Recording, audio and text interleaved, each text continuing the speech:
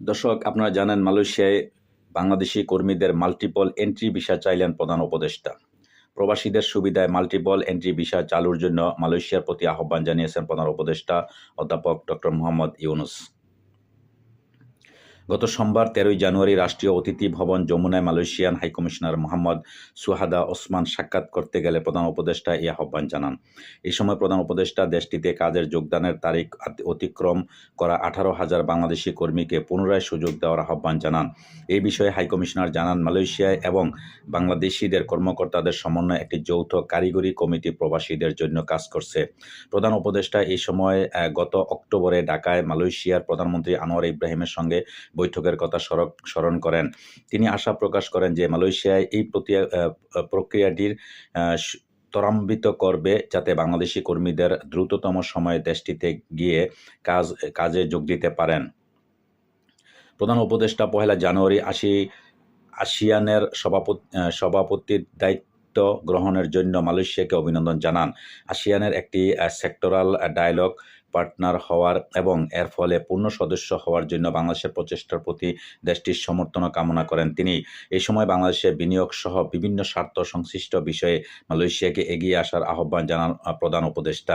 দর্শক, আপনারা জানেন মালয়েশিয়াতে গত ৫ই আগস্ট যখন বাংলাদেশে গণ অভ্যুত্থান হয় এবং যখন স্বৈরাচারী শেখ হাসিনা পালিয়ে যায়, ওই সময় জুলাই আগস্টের গণ অভ্যুত্থানের সময় মালয়েশিয়াও কিন্তু অনেকে এরকম বাংলাদেশের পক্ষ বা বাংলাদেশের ছাত্র জনতার পক্ষ হয়ে আন্দোলন করেছিলেন এবং অনেক নেতাকর্মী কিন্তু ওইখানে অ্যারেস্ট হয়েছিলেন।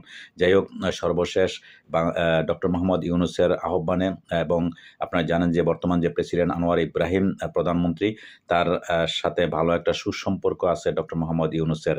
সেই সুবাদে ওই লোকগুলা এগুলা সারিয়ে নিয়ে আসছে। আপনারা জানেন এর পাশাপাশি দুবাই, সৌদি আরব, বিভিন্ন দেশে যারা এই আন্দোলনে যোগ দিয়েছিল, যারা ওইখানে জানেন কি বিদেশে, দেশের বাহিরে, বাংলাদেশ এবং ভারত, পাকিস্তান, আমাদের দেশে আন্দোলন বা বিভিন্ন রকম স্লোগান দেওয়া যায়, কিন্তু ওই সমস্ত দেশে, বিশেষ করে রাজতন্ত্র মিডল ইস্টে, এই সমস্ত স্লোগান বা সরকার বিরোধী কোনো স্লোগান দেওয়া যায় না।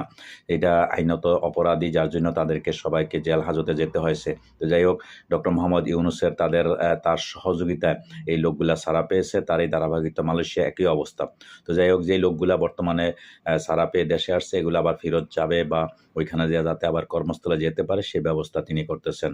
তো যাই হোক দর্শক, তিনি অনেক ভালো একটা কাজ দেশের জন্য করে যাইতেছেন। কিন্তু আমাদের দেশে যে রাজনৈতিক দলগুলার প্লাস যারা কিছু কিছু মানুষ আছে বাংলাদেশ অস্থিতিশীল করার জন্য পরিস্থিতি খুবই ঘোলাটে করতেছে। তো যাই হোক দর্শক, আপনারা এই ব্যাপারে খুবই সতর্ক অবস্থান থাকবেন বা আপনাদের নিজের বিবেকের উপর সব কিছু, আপনার বিবেকে এই দেশকে শান্তি ও সমৃদ্ধি করতে পারে।